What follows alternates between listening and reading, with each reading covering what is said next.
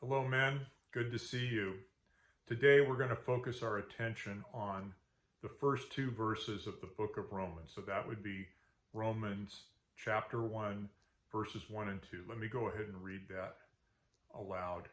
Paul, a bondservant of Jesus Christ, called to be an apostle, separated to the gospel of God, which he promised before through his prophets in the Holy Scriptures. The word I want to focus on today is this notion of a bondservant.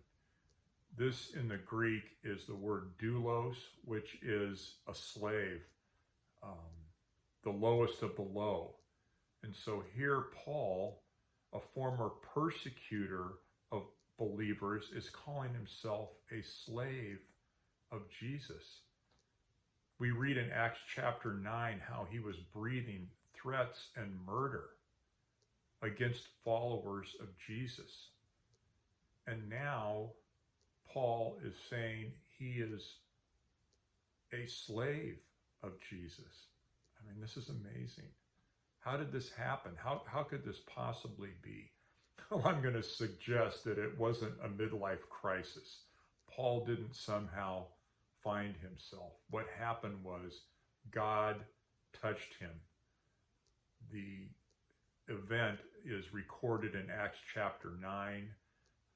Paul later recounts that event in Acts 22 to King Agrippa and again in Acts 26.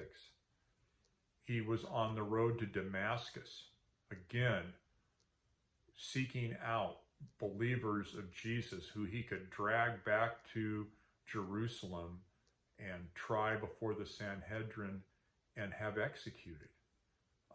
We don't even know what he was planning in Damascus other than trying to round up believers. But on his way, a light, which he would later describe as brighter than the sun, shone on him and knocked him down and all the rest of the men with him. And he heard a voice, Saul, Saul, that was his earlier name, Saul of Tarsus. Saul, Saul, why are you persecuting me? Who are you, Lord? He asked. And it was Jesus. I am Jesus whom you are persecuting, the voice said. And then Jesus makes his most interesting comment. He says, isn't it hard for you to kick against the goads? A goad, this is one of these prods where you've got an ox pulling a cart, for example, and here's the driver pricking him in the back of the leg or wherever they can get him with this sharp stick to urge them forward. And so what Jesus is saying, Paul, you're kicking against the goads.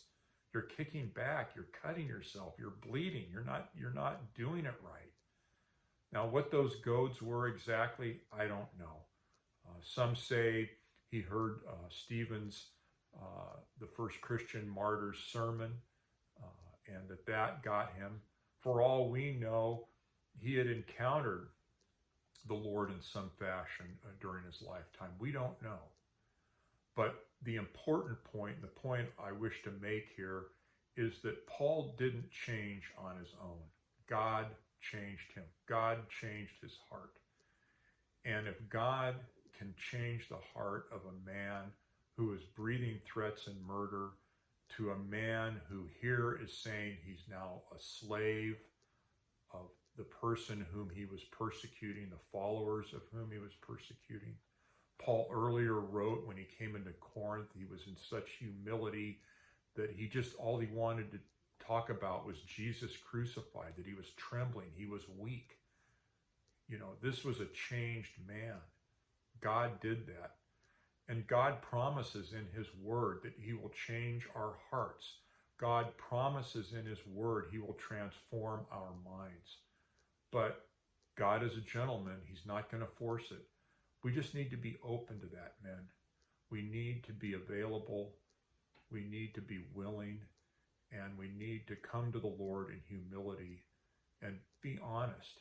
We all are dealing with heart issues. Maybe it's envy. Maybe it's lack of forgiveness. Maybe it's hostilities.